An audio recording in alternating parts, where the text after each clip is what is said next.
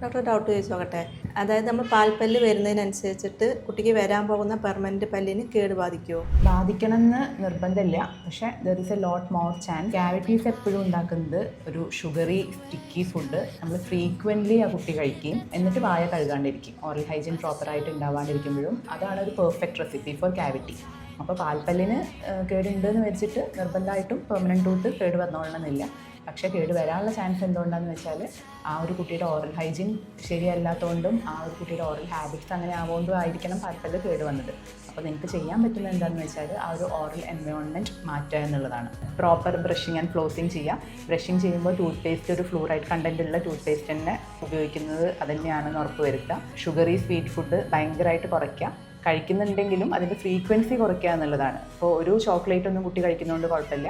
പക്ഷേ അത് ഇടയ്ക്കിടയ്ക്ക് സ്നാക്കിംഗ് ഹാബിറ്റ് പോലെ ചെയ്യാണ്ടിരിക്കുക. റെഗുലർ ഒരു ഡെൻ്റൽ വിസിറ്റ്സ് 6 months കൂടുമ്പോൾ റെഗുലർ ചെക്കപ്പ് ചെയ്യിക്കുക. പിന്നെ ഇപ്പോൾ കുട്ടികൾ വായ തുറന്ന് കിടക്കുന്ന ശീലം അങ്ങനത്തെയൊക്കെ ഉണ്ടെന്നുണ്ടെങ്കിൽ ഹാബിറ്റ്സ് എന്തെങ്കിലും ഉണ്ടെങ്കിൽ അതിനും എന്തായാലും ആ ഒരു മൗത്ത് ബ്രീത്തിങ് പോലത്തെ ഹാബിറ്റ്സ് ഉണ്ടെങ്കിൽ അത് ബ്രേക്ക് ചെയ്യാൻ വേണ്ടിയിട്ട് അതിനും ഡെൻറ്റിസ്റ്റിൻ്റെ അടുത്ത് കാണിക്കുക. അതായത് ഈ ഒരു ഓറൽ എൻവയോൺമെൻറ്റ് കംപ്ലീറ്റ്ലി ചേഞ്ച് ചെയ്യുക എന്നുള്ളതാണ് ഇതിൻ്റെ ഒരു സൊല്യൂഷൻ.